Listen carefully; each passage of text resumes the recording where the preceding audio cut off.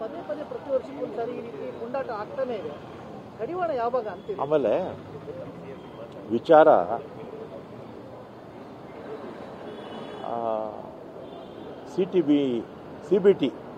CBTಯಿಂದ ಸೂಳೆ ಬಾವಿ ಎಲ್ಲ ಹೋಗ್ತಾ ಇರ್ತಕ್ಕಂಥ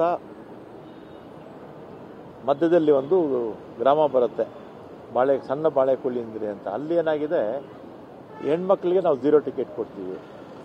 ಈಗ ಆ ಹುಡುಗನ ಹತ್ರನೂ 0 ಟಿಕೆಟ್ ಇದೆ. ಒಬ್ಬ ಹುಡುಗನ ಹತ್ರ 0 ಟಿಕೆಟ್ ಕೊಡೋದು ಹೆಣ್ಮಕ್ಳಿಗೆ ನಿನ್ನ ಹತ್ರ ಹೇಗೆ ಬಂತು ಅಂತ ಇಲ್ಲಿ ಪ್ರಶ್ನೆ ಬಂದಿದ್ದು. ಅಷ್ಟಕ್ಕೇ ಫೋನ್ ಮಾಡಿ ಬಸ್ಸು ಮುಂದಕ್ಕೆ ಮೂವ್ ಆಗುತ್ತಲ್ಲ, ಬೇರೆ ಕಡೆಯಿಂದ ಕರೆಸ್ಕೊಂಡು ಡ್ರೈವರ್ ಮೇಲೆ ಹಲ್ಲೆ ಮಾಡಿದ್ದಾರೆ, ಕಂಡಕ್ಟರ್ ಮೇಲೆ ಹಲ್ಲೆ ಮಾಡಿದ್ದಾರೆ. ಆಮೇಲೆ ಆಸ್ಪತ್ರೆಗೆ ಹೋಗಿದ್ದೀನಿ, ನಾಳೆ ಡಿಸ್ಚಾರ್ಜ್ ಮಾಡ್ತಾರೆ. ಅಂದರೆ ಆಮೇಲೆ ಏನಾಗಿದೆ, ಒಂದು ಪೋಕ್ಸೋ ಕೋಸ್ ಕೊಟ್ಬಿಟ್ರು.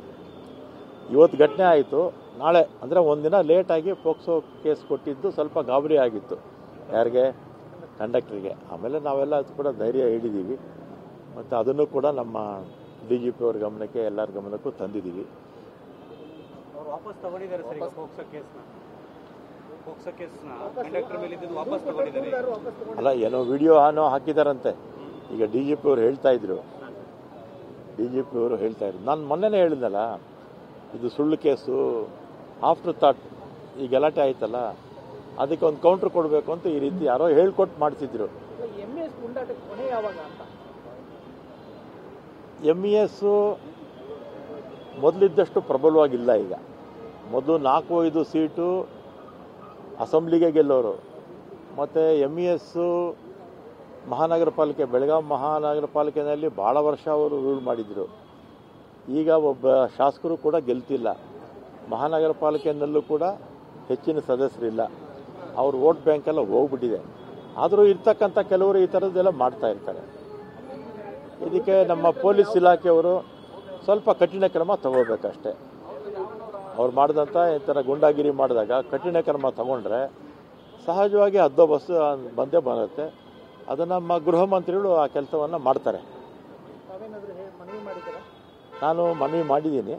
ಗೃಹ ಮಂತ್ರಿಗಳು ಈಗಾಗಲೇ ಎಲ್ಲರಿಗೂ ಇನ್ಸ್ಟ್ರಕ್ಷನ್ಸ್ ಕೊಟ್ಟಿದ್ದಾರೆ. ವಾಯುವ್ಯ ನಿಗಮಕ್ಕೆ ಅಧ್ಯಕ್ಷರು ರಾಜನ್ ಕಾಗೆ ಅವರು ಆ ಭಾಗದವರು, ಅವರು ಆ ಘಟನೆಯನ್ನು ಖಂಡಿಸಿಲ್ಲ ಅಂತ ಹೇಳಿ ಒಂದಿಷ್ಟು ಆಕ್ಷೇಪಗಳಿದೆ ಸರ್. ಅಂದ್ರೆ ಇಲ್ಲ, ಅವರೇನೋ ಊರಲ್ಲಿ ಇರಲಿಲ್ಲ ಅನ್ಸುತ್ತೆ. ಪರಿಸ್ಥಿತಿ ಹೇಗಿದೆ ಸರ್ ಈಗ? ಆಮೇಲೆ ಲಕ್ಷ್ಮೀ ಹೆಬ್ಬಾಳ್ಕರ್ ಅವರು, ಅವರ ಆರೋಗ್ಯ ಸರಿ ಇರಲಿಲ್ಲ ಅಂತ ನಾನು ಮೀಟ್ ಮಾಡೋಕ್ಕೆ ಹೋದಾಗ ಭಾಳ ಸ್ಪಷ್ಟವಾಗಿ ಅವರು ಹೇಳಿದರು. ಮತ್ತು ಆವತ್ತೇ ಅವರು ಘಟನೆ ಆಗಿದ್ದ ದಿವಸನೇ ಪೋಕ್ಸೋ ಕೇಸು ಯಾವುದೇ ಕಾರಣಕ್ಕೂ ರಿಜಿಸ್ಟ್ರೇಷನ್ ಮಾಡಬಾರ್ದು, ಇದು ಸುಳ್ಳು ಅಂತ ಕೂಡ ಇನ್ಸ್ಟ್ರಕ್ಷನ್ಸ್ ಕೊಟ್ಟಿದ್ರು ಅವರು. ಆದರೂ ಕೂಡ ಅದನ್ನು ಮಾಡಿದರು. ಅಲ್ಲ ಸರ್, ಪರಿಸ್ಥಿತಿ ಹೇಗಿದೆ ಸರ್ ಈಗ? ಅಲ್ಲಿ ನಾರ್ಮಲ್ ಆಗಿದೆ. ಇಲ್ಲೇನಾಗುತ್ತೆ ಅಂದರೆ, ಸಂಘಟನೆಗಳು ಕೆಲವರು ಪ್ರೊಟೆಸ್ಟ್ ಮಾಡ್ತಾರಲ್ಲ, ಆ ಕಡೆ ಸಂಘಟನೆಗಳು, ನಮ್ಮ ಕಡೆ ಸಂಘಟನೆಗಳು ಪ್ರೊಟೆಸ್ಟ್ ಮಾಡ್ತಾರೆ.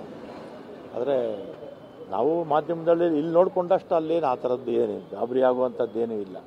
ರಾಜ್ಯದ ಬಸ್ಸುಗಳು ಮಹಾರಾಷ್ಟ್ರಕ್ಕೆ ಯಾವಾಗಿಂದ ಮತ್ತೆ ಹೋಗುವ? ಈಗ ನಾನು ಮಾತು ಹೇಳಿದ್ನಲ್ಲ, ಮುಖ್ಯಮಂತ್ರಿಗಳು ಚೀಫ್ ಸೆಕ್ರೆಟರಿಗೂ ಹೇಳಿದ್ದಾರೆ, DG IG ಅವ್ರಿಗೂ ಕೂಡ ಹೇಳಿದ್ದಾರೆ. ಅವರು ಅವ್ರ ಹತ್ರ ಮಾತಾಡ್ತಾರೆ. ಅವ್ರ ಬಸ್ಸಸ್ಗೆ ನಾವು ಪ್ರೊಟೆಕ್ಷನ್ ಕೊಡಬೇಕು, ನಮ್ಮ ಬಸ್ಸಸ್ಗೆ ಅವ್ರು ಪ್ರೊಟೆಕ್ಷನ್ ಕೊಟ್ಟರೆ